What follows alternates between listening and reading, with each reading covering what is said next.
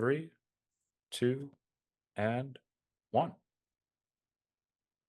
Okay. And welcome back to Uptown Films Podcast. I'm your host, Gregory Hernandez, and I'm joined today with Elizabeth McIntyre, the co-founder of Screencraft Works, as well as Chuka Ujor, founder and CEO and post-director of Blink Studios, Nigeria.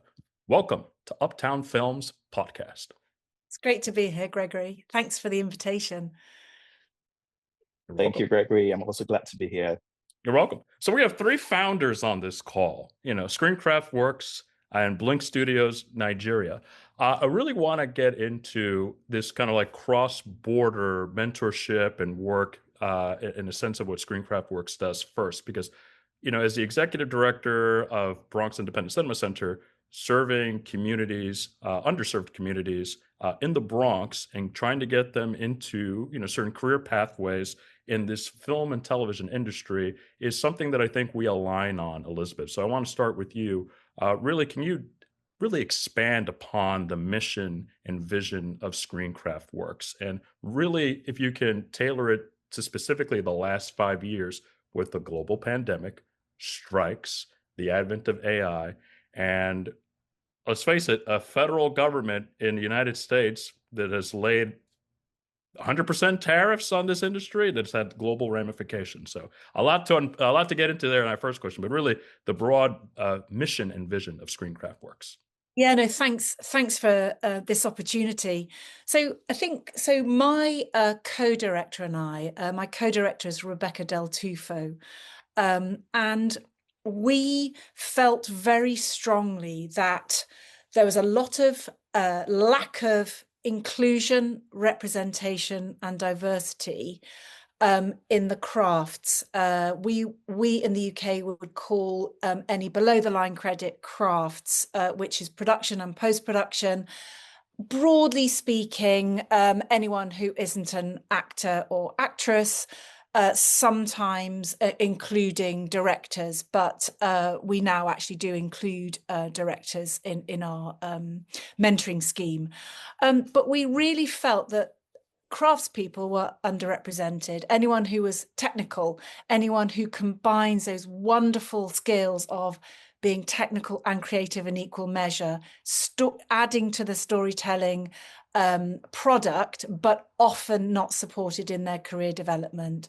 So they might be people like film editors or sound designers or writers or VFX, or people who, for lack of budget, have to combine all the roles together above and below the line, and sometimes even acting, actually, particularly if they're from a developing industry country. So we felt very passionately about this, and combined with this desire to support craftspeople in the film and television industry, we also felt very strongly that there was a very limited approach to how identity is defined.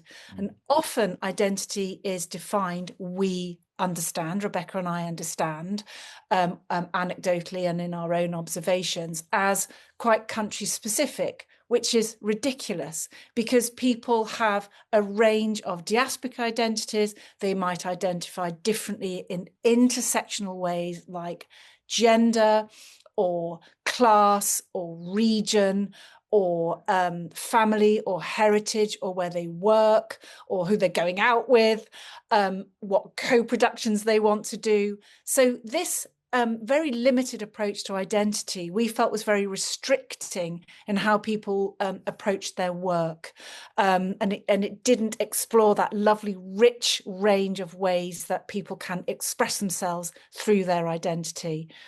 We also felt that by focusing only on working in one's own country of birth or where you're living currently, it limited job opportunities. Let's face it, as you say, Gregory, post-pandemic, my goodness, are things tough in the film and television industry. So by harnessing probably one of the very few good things that came out of the pandemic, which was the use of Zoom. Here we are using Zoom now. We realized we could bring people together not only for career development, but also future opportunities to either get on a train or a plane, trying to be greener here and suggest train, but obviously sometimes planes are necessary. But yes, to get on a plane or train to work internationally, but also often the opportunity to communicate, collaborate, and co-produce or virtually, or deliver your expertise on a project virtually as well. So out of these desires, we created Screencraft Works, which is a cross-border mentoring career development program where we bring a mentee and a mentor together to share knowledge, exchange perspectives, and with the outcomes being more confidence and potential jobs as an outcome, both in your own country and internationally. I love that. Thank you so much for that thorough answer, Elizabeth. That's going to be a great clip. I want to transition now to you, Chuka. Your production company. I think you've served now, you're celebrating 10 years, Blink Studios Nigeria, and you're also a cross-border mentor. And I want to learn more about this, the cross-border coffee giver. So if you can first speak about your production company, the work you've done, the films you do, the clients you have, and what really, what was essentially your origin story to create and really start this production company. And then I want to also transition to you. How did you meet Elizabeth and also become a cross-border mentor? And what is this cross-border coffee giver? Yeah, thanks, Gregory. So I started my career in editing. This is 22 years ago, and I was lucky enough to work, in South Africa and in the UK for a bit. But then I got a chance to go to Nigeria, which is where I'm from, very often. Yes, just as a package deal with my jobs, I got certain free trips back to Nigeria. So that was that was a nice perk I had. But in those visits, right, I just noticed that especially just in Nigeria, right, there's no lack of talent, but what we seemed to lack a bit was structure and just that extra technical experience with stuff. And the main area I looked at, and that was where I was, right, in editing and post-production, was, I decided, what, I'm going to move to Nigeria. This was 2015, end of 2014, moved to Nigeria and just set up this company. And all I'm just going to focus on is just trying to bring structure to post-production in Nigeria. And that was just the basic aim. That was what it was about. And, in all these years, right, this is 10 years now, we've been lucky enough where, because there was that lack of structure and there was that demand, right, for just quality work and for structure in the industry, we were lucky enough to work with pretty much all of the top, productions that happened in Nigeria. And Netflix came to Nigeria, Amazon Prime came to Nigeria. We ended up being their post partner, their preferred post partner in the Africa region, in Nigeria, of course, which ended up made us be their data manager for all of the data captured in Nigeria. This is for Netflix and Amazon, and also providing post-production services. This allowed us to grow quite a bit, right? And in the last few years, we then expanded a bit more into now making productions and developing IP. This is then for ensuring that we get into the ownership, right, of content.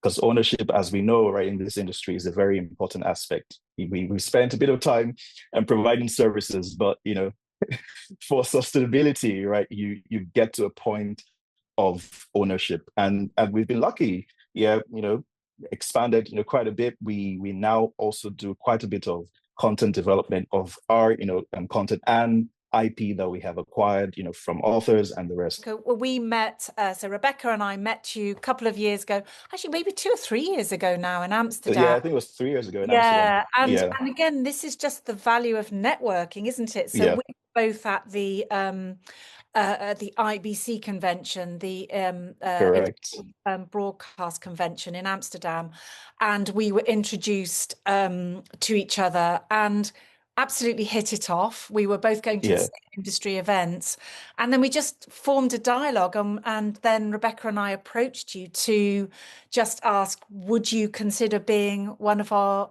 cross-border mentors? And what's lovely is we've really sort of dug into that relationship, and you're now advising us as well, because we as co-founders like to listen and learn just as much as hopefully providing programs. So you're of course on our advisory group as well, and that's how we met. Love it. I love that. Yeah, that was 3 years ago. Yeah, just like that. Chuka, can you speak about your experience being a cross-border mentor? I believe it's, Elizabeth, correct me if I'm wrong, this is like a 9-month mentorship, 9-hour-long Zoom sessions, and also if you can talk a little bit more about the coffee giver aspect as well. Yeah. So yeah, Elizabeth and Rebecca approached me and asked me to be a mentor. This was, I think it was 2 years ago, or I can't remember, last year.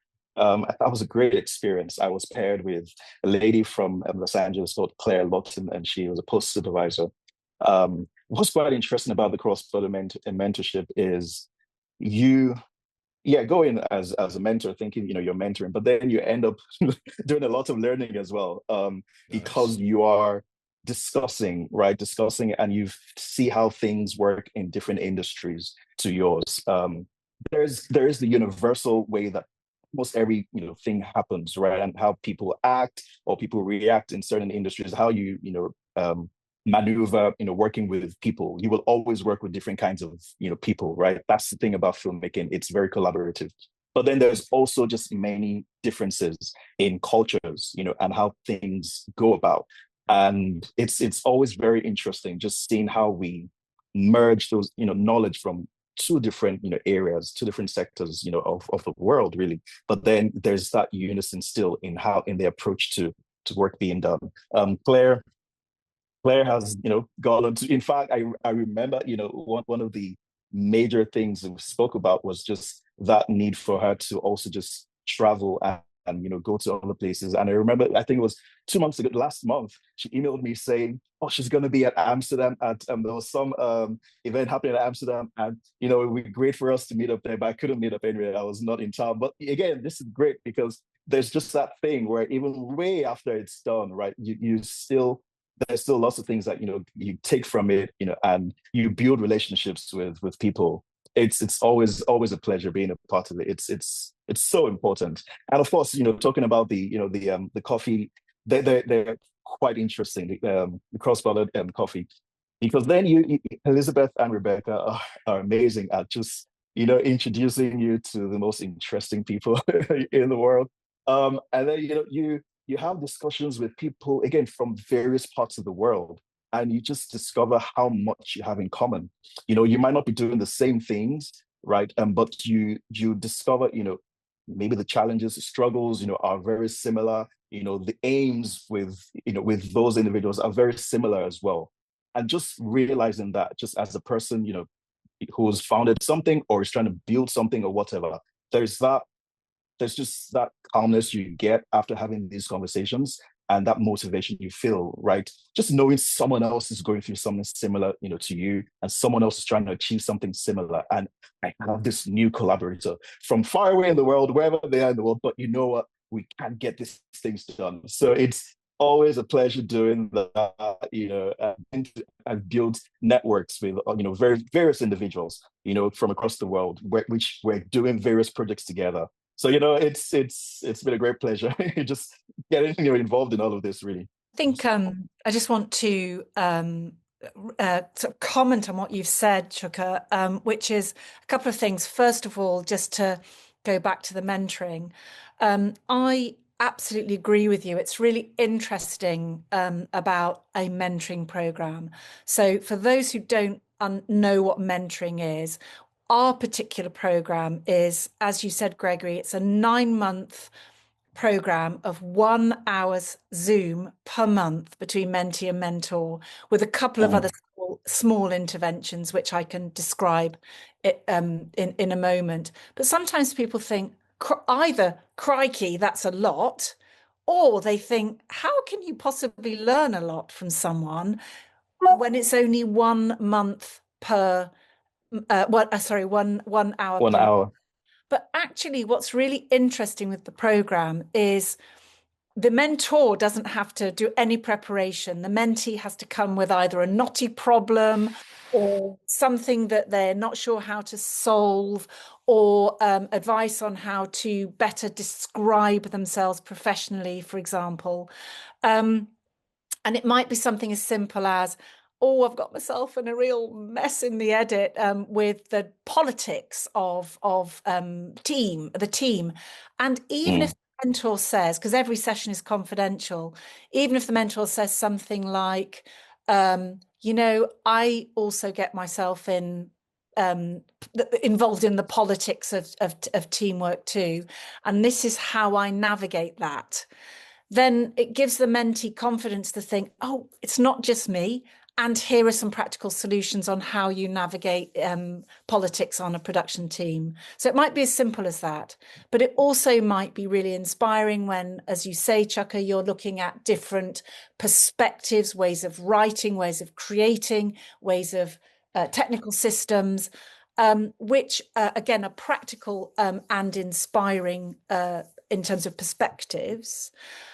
But then finally, as you also mentioned, many of the mentorships stick, and people continue their relationships either informally or they recommend each other for work, and also sometimes result in co-productions. So all these ways of sort of small and large effective results are really great for both the mentee and mentor, actually. And then the coffees are sort of mini versions, just two professionals, but again, it's two adults, so they're at liberty should both wish to remain in touch, but it's just bringing two people together. So for example, Chucky, you had a coffee with our writer Joseph Akama, who is Cameroon, and I know you had a very stimulating discussion with him. So these are the sorts of, we are enablers. Rebecca and I like to see ourselves as enablers, bringing people together for creative sparks. I love that. Elizabeth, I want to ask, I think it's really smart to have a kind of like a business model or a model of operation that's, mostly, virtual, given what's happened since the pandemic. I guess two questions. What have been some, I guess, key success stories that you've seen from Screencraft Works? And what are maybe some things you've seen over the years that made you kind of like either pivot or go, okay, we have to change this. We've learned that we maybe have to do this differently. So any success stories and anything where you've I don't know, any things that have come up, either challenges or new ideas that have made you decide to pivot or change anything? Yeah, good question.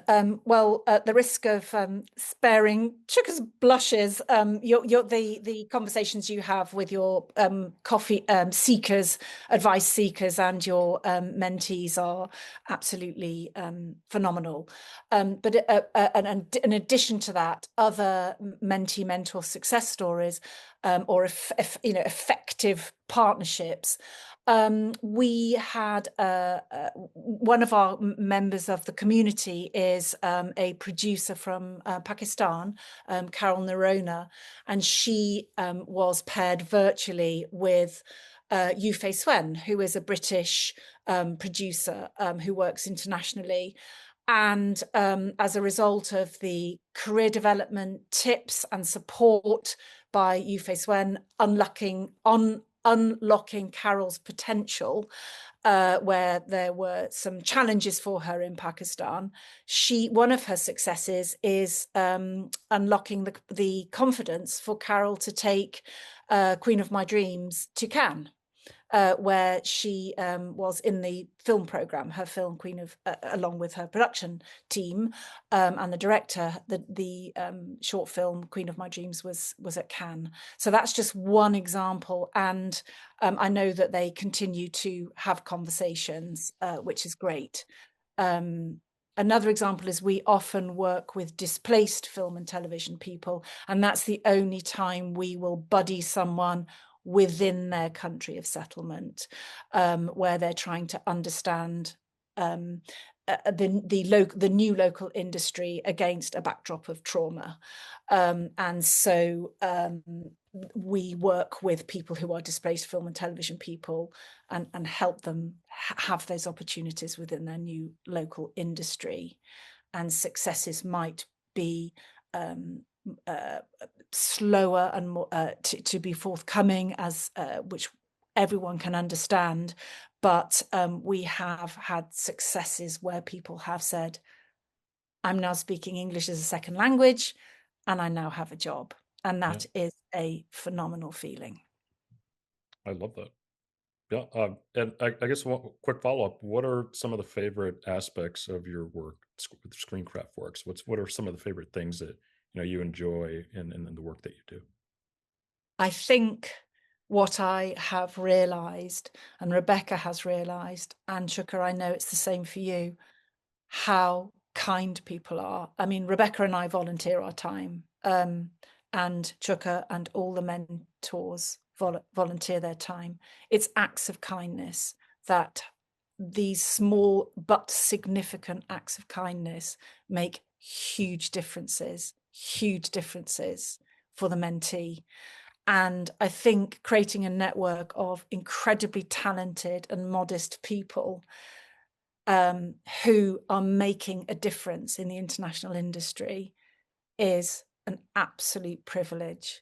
And I would say that this sense of community is what Rebecca and I find most rewarding. I love that. That's a terrific answer. And it's something I learned in certain fellowship programs that I've been a part of this year. Always assume good intentions. So, Chuka, I want to get into more of your work. As you've just said, IP, your production company looks like you've created, I think, a dozen independent projects, some recently as well. Can you really talk about that journey in the sense of producing content for clients and then producing your own IP? It's such a critical point now where we've seen Hollywood kind of lose, not I want to say a bit of its luster, but a bit of its global standing, not just given the strikes and what have you, but there were fires last year, and many new studios are being built in New York, New Jersey, and Chicago, more upstate and in Yonkers to rival Hollywood. And even now we're seeing Hudson on the Valley and here in New York, and Hollywood's back here, Hollywood East. So I think we're reaching a point where creative filmmakers and creative entrepreneurs are making their own work and saying, I can get 300,000 or more YouTube subscribers and say, hey, streaming platform, you should totally get me. So you talk a little bit about your company's journey in creating its own IP. Yeah, thanks, Greg. So it's quite an interesting journey, right? Because you spend all of that time providing services, right, to the clients, and to the streaming services, and it's great. I mean, I guess it's good money, but it is money for the moment as well. And you do so much, and you realize, don't own any of this, right? None of this. I mean, all of this, you just get paid for it, and it's gone. Some of that you actually even create. Yeah, but then, it's gone. But then the main thing actually, and this is the main driving force for us, wasn't necessarily about the money, but it was about just our stories, right? You need to be in charge and in control of the narrative, especially, where, we're from in Africa, where, we have suffered a lot of just not much history being passed on, and a lot of misrepresentation in history. And the fact of the matter is that media, is a major form of locking, things in history, right? Yeah, you have books, but nowadays you have documentaries, you have films, you have lots of things that help you to build history over time, and that's what our major thing is about, where we discover that we have so many stories, we have so many amazing stories of past heroes, present heroes, and amazing books that people have written over time. And the major thing we are concerned with is, how are these things being told? And that's why we've gotten into it, where we want to be as in control of that as possible, where now it doesn't matter where it goes on, right? It will only always be licensed to anywhere, but then we still own and control that intellectual property, and over time, we're building a library, a collective library. It cannot be done by us alone, right? A collective library of content, across the world, in various platforms, on various platforms that collectively tell our stories, from where we're from in the way we want them to be told. And over time, in years' time, in decades' time, right, the younger ones watch a number of these things and have a better sense of their identity, and they're not only just influenced by Hollywood movies or by other movies from anywhere else. That is the major driving force for us. It's been an interesting journey. Again, we've been lucky enough to have access to some very, very valuable, IP from, certain authors from the past with amazing, amazing content. And its development is quite interesting because you spend quite a bit of time just going deep and deep into stuff. And, you might not, it's not the same as production where you just create it and it's out there, right? You spend a lot of time just going deeper into it, developing it further, and the rest. But it's been an interesting journey. We have quite interesting. I'm sorry, I'm being vague with it, but because a number of our That's projects, fine. are not out there yet. Yeah. But we have quite interesting plans, with one of our IPs already yet to make some stage productions for film and even license for gaming as well. That's how deep we're going with it, where it's like all encompassing, and quite interesting. So we're on an interesting journey, but I would say again, like the main motivation for us is that ownership of your story, how your story is being told. That's the most important thing, really. I love that. That's a phenomenal answer, and I think our listeners will really identify with that because it's really the future of how you can really save your work and save your career and make sure, okay, I'm in a position where I'm not taken advantage of. I really love that Ryan Coogler will have the rights to, eventually to Sinners. And I think that's, Yeah, it's a phenomenal movie. But for me, I think the biggest thing is that he has that deal. He has like that Quentin exactly. Tarantino deal. Um, Exactly. so I do apologize. I'm using the wrong Zoom account. Should have used a nonprofit Zoom account. So I'll ask, I think, one more question, and I think we'll pause and then go back on Okay, and Zoom rejoin. to finish. Yeah. So there are two names I wanted to share with each of you. I believe Elizabeth, the first name I'll say, I think you know her, Jendaya Amuwali. I think that's her name. Yeah. Yep. She was in our screenwriting program, and I told her Yeah. Elizabeth is on our advisory board. She was like, "I know Elizabeth. Tell her." I said, "I'm gonna tell her." So yeah, she shouted you out. That's so amazing. How do you know Jendaya? I love that. Jende was one of our mentees. And what was lovely was when I was in New York last year, I was able to meet her in I person. love that. Yes. Yes. So that was a real treat. She is, I love these, degrees of separation. They're actually sometimes they're just sort of 6-7 degrees of separation, aren't there? So there you are with Jende on your program, and she was on our program, and I just love these interconnections so much. They're a phenomenal person. They have spent some time at Cambridge University in the UK, researching into the university's slave links, which was, I don't want to tell her story or their story on their behalf, but that was understandably hugely challenging in many, many ways, but a phenomenally important piece of work. And when Jende came to us, she wanted to look at different ways of communicating her work, different ways of telling stories that were important to her through fiction and non-fiction. So we were able to match her with a mentor for that purpose.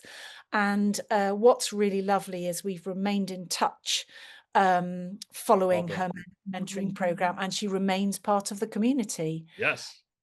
And so it's so that is Jende, a hugely talented individual.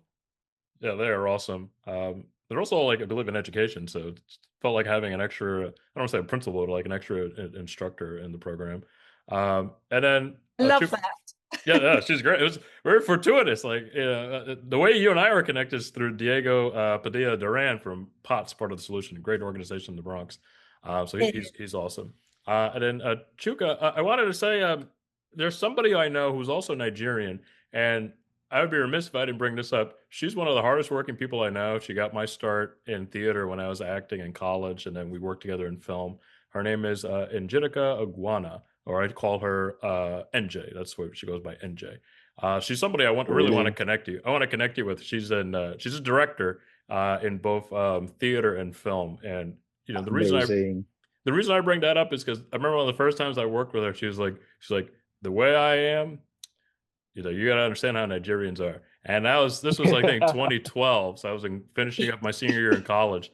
And I was like, just starting to expand my horizon. I was like, what do you mean how Nigerians work? Nigerians are very hardworking people. I wanted to bring that up. That's something I definitely want to connect you together. Please. I appreciate that. It'll be amazing. Yeah. So just another question here before we hop onto another Zoom.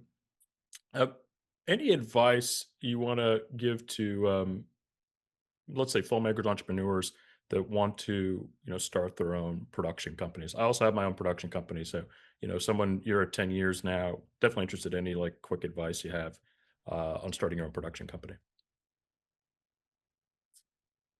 Okay, I'll go, Elizabeth. The number one advice I'll give is find the problem you want to fix. You want to find a solution to. There's so many areas, right, in the industry, right, that have different, gaps that need plugging. Yeah, the money will come, in whatever you do. But once you find the reason to be indispensable in the eyes of people. Now, no one is indispensable, but at least being indispensable in the eyes of people. Yeah, once you find that gap and find that thing that you're going to do, it might not be the prettiest thing. It might not be the shiniest thing. Again, we know that everybody wants to be a director, but sometimes you don't have to be a director, right? So find the thing, that makes your work unique, and then craft your company around it, build it around that, because there is going to be noise everywhere.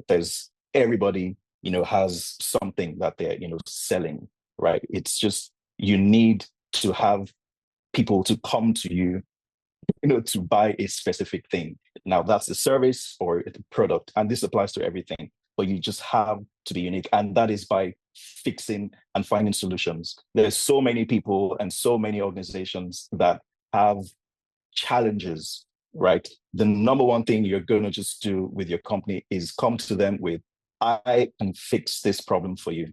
And once you have that approach to your company, everything you do, it's going to grow and you're going to make money. And you just, that is just a simple advice I would give. I love it. It's beautiful. I think it's something, again, our listeners, filmmakers, film workers, I think they really need to hear that, creative entrepreneurs. I mean, Screencraft Works is a modest community. It's a community interest company. That means it's a not-for-profit model. So it has a smaller, more modest set of goals. However, I think just hearing what you say, Chuka, there are such similarities. And I think whether it be a project, whether it be a small project, a large project, a small production, a large production, a small company, which may be not for profit, or a large company hoping to do grander business, I think often it's important to start by thinking about what you want the outcomes to be and the impact to be, and sort of back into that. And I also am a great believer in simple messages for how you explain and communicate what your unique selling point is and what you're offering. So those would be my little reflections on what you laid out, Chuka. That's awesome. I love it. And also, I think would love to, I guess my last question in terms of Screencraft Works is, moving forward now, what's kind of like the goals for 2026? I know you said we talked offline, applications are opening up soon. So You want to talk a little bit about that as well? We are really excited about 2026. We're applications are open to be either a mentor or mentee for our 2026 program. And you just have to go to screencraftworks.org and check out where you can apply. Any problems, there's an info at email address, and you can just drop Rebecca and me a note and we can help guide you on the process. Everything we do in our community is free at point of access for everyone. And that is because of the wonderful support of volunteer mentors like Chuka, and also because of our supporters and sponsors like Sennheiser, like Genelec, like Sarah Pat Associates, without whom we could not fulfill our mission and support people in their career development. But I would say what we want to do in the future going forward is consolidate our community. It's now at 700 members, it's growing, and we want to make sure that the alumni, the community, the mentoring alumni and the community keep networking, get to know each other more enabling of relationships between all the people in the community. So finding more ways of making our community members visible as that community grows is very much one of our key missions for the forthcoming year. But please check out our programs and check out the mentoring application form if you fancy being considered for the program. I love that, and we'll definitely get that out in our newsletter this month to our followers, the BICC newsletter. And then Chuka, same question for you. Any big goals that you're looking forward to in 26? Yeah, I mean, big goals. I will again be slightly vague. Apologies, but big goals. A major one is just getting to develop more talent. It's a very I mean, again, just really also in collaborating with Screencraft Works, but also just in general, right? Especially just where I'm at, right? With the fact that I said there's so much talent, right? And just there's that gap. The biggest form of just achievement in my eyes is just seeing talent being developed and seeing skills being like honed, and that there are certain projects that we have for next year that I'm quite excited about, just in getting to do that. And of course, just again getting to tell our African stories, sharing them with the world. I'm quite excited for the projects we have coming up. And yeah, I guess I'll say watch this space. Sounds sounds cliche, but watch the space. No, please go on, Elizabeth. I'm so sorry. I got over enthusiastic, which had sort of crushed into your answer. Talking about collaboration and what that can mean in so many different ways, whether it's an informal relationship or a formal relationship. And I did, Gregory, want to just give a shout out to you, and you're welcome to me to be on your advisory board for the Bronx Independent Cinema Centre. It's the chair of the advisory board. Yes, the chair. No pressure. But you have made me feel so welcome, and it's my privilege to be a small part of your incredible journey with your organization, as well as your production company that you also have founded and run. So thank you for that opportunity too. Thank you. And typically with each interview, we kind of wrap up with rapid fire. It's typically about like 3 to 4 questions. So each of you can give pretty quick answers here. What are some of your favorite film festivals that you've attended and enjoy going back to? That's really it's all about retainment, right? So what are some of your favorite film festivals that you like to attend again and again? Chuka, do you want to go first, or? No, please go first, Rebecca. Sorry, Elizabeth. Please go for Elizabeth. I love going to film festivals.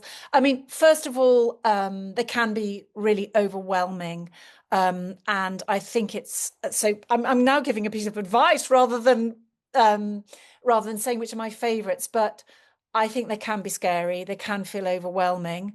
And so it's just finding a few buddies while you're there, one or two things, one or two industry programs and panels, just to start that ball rolling, because it can feel overwhelming. But I think one of my favorite is Berlinale, the Berlin Film Festival. I really Yes. love that festival. I love its fulcrum between East and West Europe. I love its energy and its boundary pushing, and I really love its combination of industry events with including a focus on intersectionality, diversity, and inclusion, and its film program. No film festival is perfect, and there are challenges with Berlinale positioning just as much as other festivals. You can't be everything to all people, but I really, really love Berlinale. Beautiful. Chuka? Yeah, just piggybacking off of what Elizabeth has said, I love the Durban Film Festival. That happens in Durban, South Africa. There's something special about it just because there is that intentional focus as well on just developing, like the next generation of talent as well, added to, showcasing of a very diverse, array of films from across the world. I like the spirit of it. And so, yeah, I would say the Durban, Film Festival. Beautiful. And favorite films or film of this year you've seen? Oh, you want to go first, Chuka? I'll go first in this one, Elizabeth. I have to say, it's a commercial film, one battle after another. Okay. I thought that was quite a special film.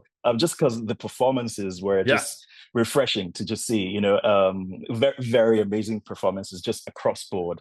That was a special one. that was my favorite film of this year. Yeah, Benicio del Toro was just great in that. And amazing. Amazing. Apparently he gave them like so much free reign that a lot of them were like experimenting, just so you could just tell. It was it was amazing. It was just amazing all across board. Amazing. And somebody I know saw it. He was like, I would call it one bladder after another. It was too long. I'm like, okay. Elizabeth, your favorite film? Oh, well, I think I've got two, so I'm going to cheat. Okay. But it's already been mentioned, but I absolutely loved Sinners. I loved it. And I love the fact, I don't usually like zombie or horror, but I really loved its approach. I really loved that slow burn. So it wasn't out the traps being a zombie film. It was so much about character development and cultural nuance and incredible richness. It was so sensual. You could just sort of feel this heat around you, metaphorically. And I love that slow burn when the first time you see the red eyes. It's quite late on, and of course it's hugely important social and political statements that were an undercurrent throughout for people to think about in a surprising genre. So I absolutely love Sinners. And last night I got to see The Secret Agent, Brazilian film set in the 1970s about Brazilian corruption at the time. And again, that was really interesting. It was a slow plot, but really it almost felt like reading a novel. It just had such kind of interesting character development and twists and turns done in quite a languid way, but actually absolutely left you gripped. So I have been, subtitle crazy with international films, including The Secret Agent. It was a terrific film. I thoroughly recommend it. Beautiful. Have either of you had the chance to see it yet, or are you going to put it on your wish list?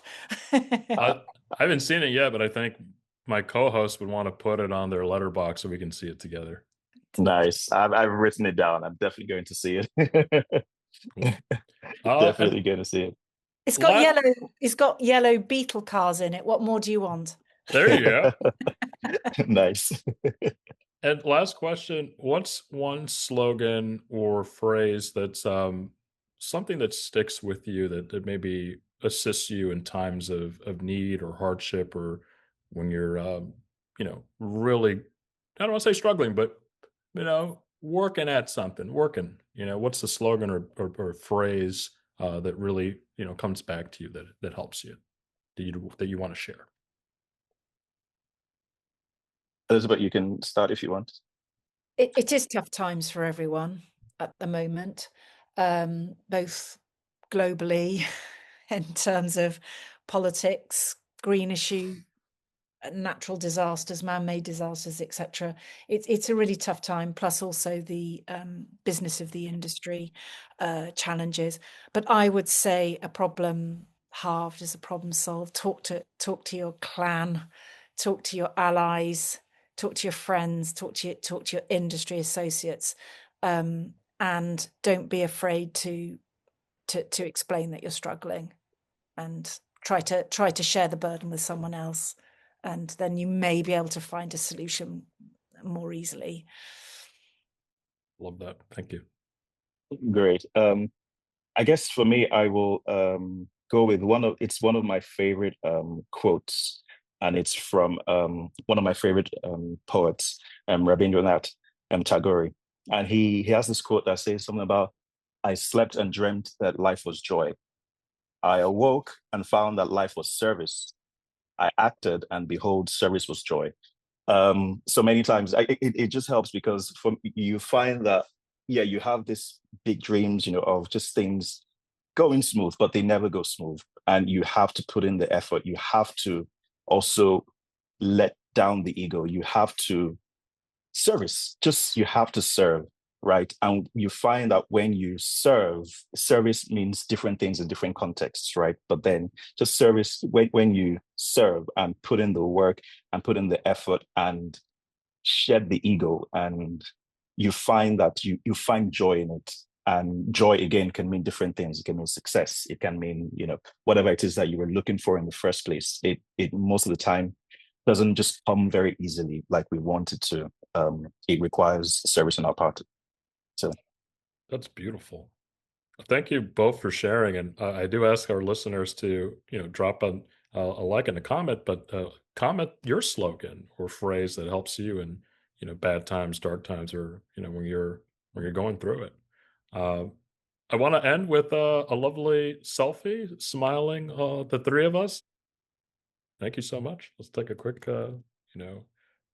picture. Okay. And 3, 2, 1. Beautiful. Okay. great. Thank you so much. It's been a lovely conversation. I can't wait to get this episode out, and it's been a pleasure speaking with you again, Elizabeth, and meeting you, Chuka. I want to meet you both in person, so I think I'll have to get on a plane. Gregory, thank you very much for inviting me. You're so Thank welcome. you so much, Gregory. This was enjoyable. Thank you, and good luck with BICC and everything else. Thank you so much. It's been a pleasure, and I look forward to our next conversation.